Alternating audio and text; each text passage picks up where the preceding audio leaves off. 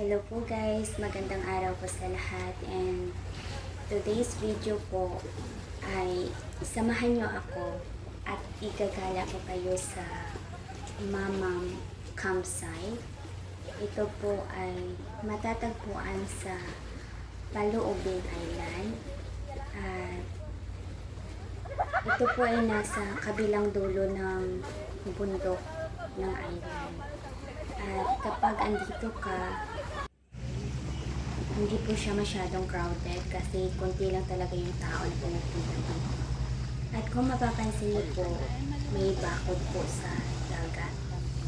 Sa tubig may bakod po siya. Dahil po, ito po ay boundary na po siya ng Singapore at Malaysia. At kung mapapansin niyo yung bundok sa kabila, yung island sa kabilang side, ay part of Malaysia na po siya. Kung bakit, kung andito ka sa side na to, parang feeling mo na rin nasa Malaysia ka pero nasa Singapore ka pa din. Dahil po, yung pumapasok na signal ay Malaysia kapag andito ka, dahil nasa boundary ka na po ng dalawang country. Kung bakit yung signal ay more na talaga siya sa Malaysia pagdating dito sa corner nito.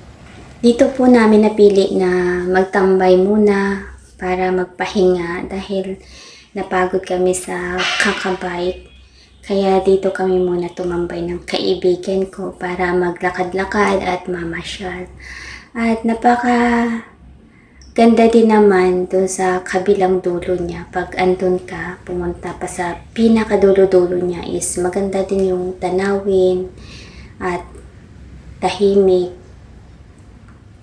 Doon sa dulo, meron din doon mga tao din na nagtatambay at nagka-camping, may mga tent sila. Dahil ito po ay yung campsite na pwede ka magtayo ng tent. Pero bago ka magtayo ng tent dito ay kailangan mo din kumuha ng permit para makakapagtayo ka ng tent. At maganda lang po kasi tambayan dito. Habang nagpipiknik kayo, may tent kayo. Kung mapapansin nyo, itong square na to na nilalakaran ko is yung parang bonfire na pwede kayong umupo dito sa kahoy na to, tapos yung sa gitna niya doon kayo magluluto ng pagkain nyo, magbabarbecue kayo, yung ganon. Siguro pag gabi, maganda po siya. Yung feelings ba, maganda pag andun. Pero hindi ko lang alam kung pwede mag-overnight sa gabi. Kasi araw lang talaga kami dito pumupunta. Nagtatambay kami dito pag pumupunta kami ng Paluobin. At yung iba kasi meron din naman silang mga tent na tinatayo doon sa kabilang side. Guys, thank you for watching po, and see you next time po sa mga gala ko and another adventure, dahil igagala ko po kayo around the Paluobin Island.